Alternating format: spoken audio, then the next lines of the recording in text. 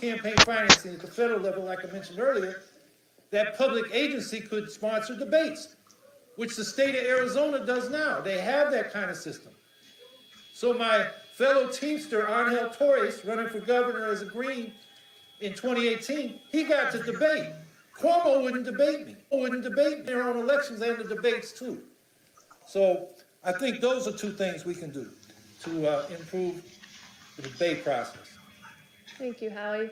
Yeah, we invite sponsors here at Free and Equal Elections as well for our debates to go mainstream. So thank you for your answer. I really like that a lot. So, Brian. I'm going to agree with several comments here.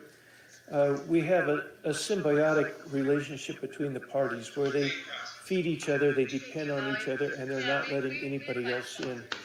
And I have been part of debates when I ran for Congress 2 years ago by the League of Women Voters, and it was well run. Nobody was stepping on anybody else's time or interrupting or arguing or any of that kind of stuff. They were, just good questions, asked respectfully, and the candidates were held to rules, and it went well. But neither party, neither candidate had a hand in setting up the rules.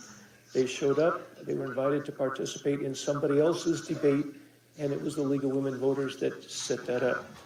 I also agree that the public financing is a big deal. That's very helpful.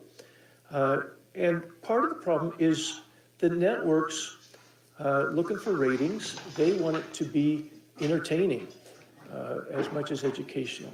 And we need to make sure that the main goal is educational. We want voters to understand the differences between candidates.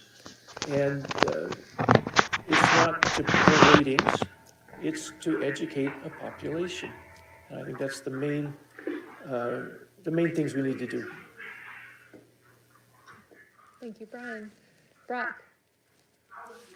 The debates and ideas for how we go about fixing this, I can agree that we would be better off if the League of Women Voters were responsible for running the debates again. So we'll just start there.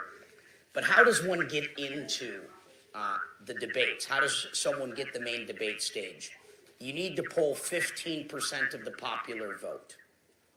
The problem is when those polls are commissioned and they call someone up, they say, would you like to vote for the Democratic candidate or the Republican candidate? And they say, well, I want to vote for Brock Pierce. They said, well, that's not an option. Are you voting for the Democratic or Republican candidate? Well, I'm voting for Brock Pierce. They say, oh, we're marking you down undecided. So the polls themselves are rigged.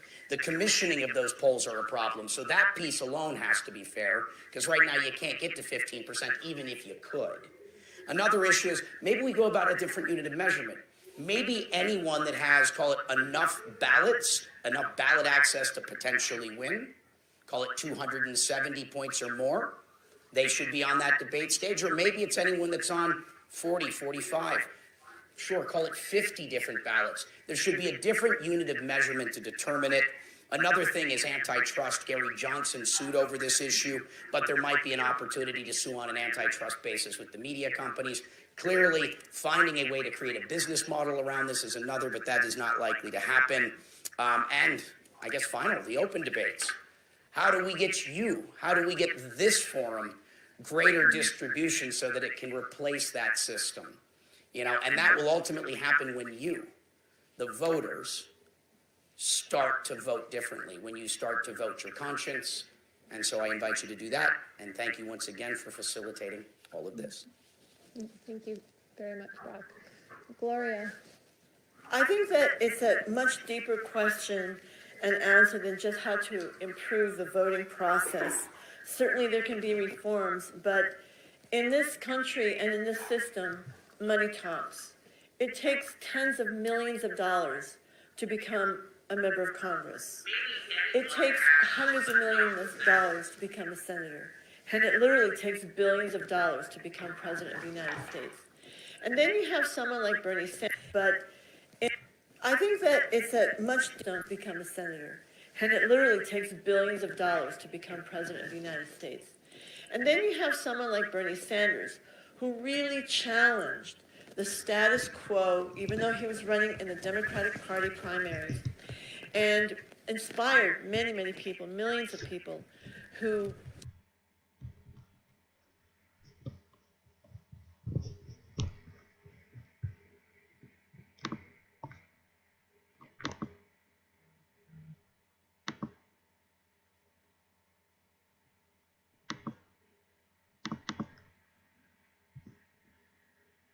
that he did not get the nomination.